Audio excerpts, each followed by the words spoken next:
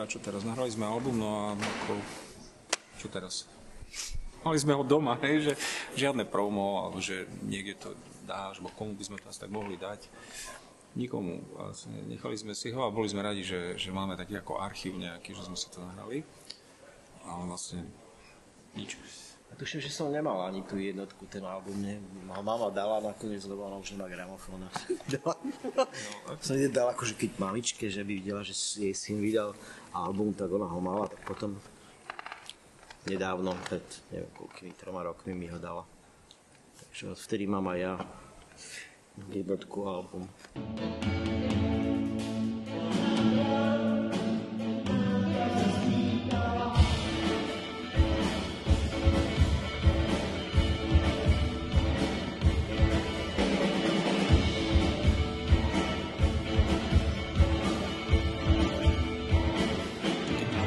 Že sa to začalo po internete šíriť, tak úplne iná generácia ľudí, ako tá, ktorá sme boli my, keď sme to akoby začali reagovať na tú hudbu s odstupom neviem koľkých rokov, že fúha, že to je, čo je, že skade taká hudba prišla. Potom vlastne po 15 rokoch som trošku začal hrať štiky a oni ma predstavovali asi tak, že to je ten trombonista, ktorý hral Wali ibn Rashid.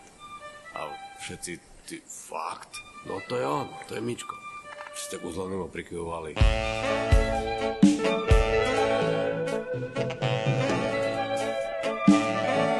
Mal som spolužiaka na vysokej škole a ten prišiel saxofonista.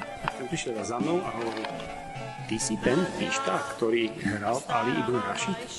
Ja hovorím, ja, že to som ja, hodne mladší odo mňa, tak ja už mám pomaly 60 rokov, a on je mladší odo mňa, ty si to skutočne ty? Hovorím, áno, že som to skutočne, veď to sú legendy. Takže mňa to tiež milo prekvapilo, že takto to vnímajú aj mladí ľudia, že poznajú tú kapelu. Nadia sa spýtala.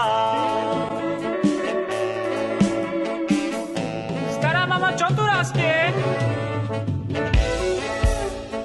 Stará mama, čo tu rastie? Čo tu rastie? A čo?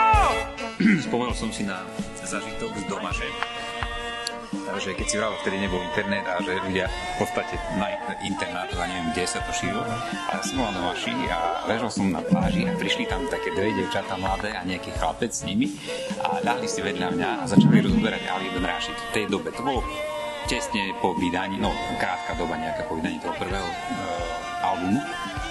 No a proste strašne sa z toho tešili, ale celkovo proste, že si to počula, to je akože to je, vieš, rozoberali to tam, že aké to je super a ja som tam ležal vedľa nich a celé som si to počul akože značením, že dobre, že taká recenzia priamo v teréne je priamo na plášti.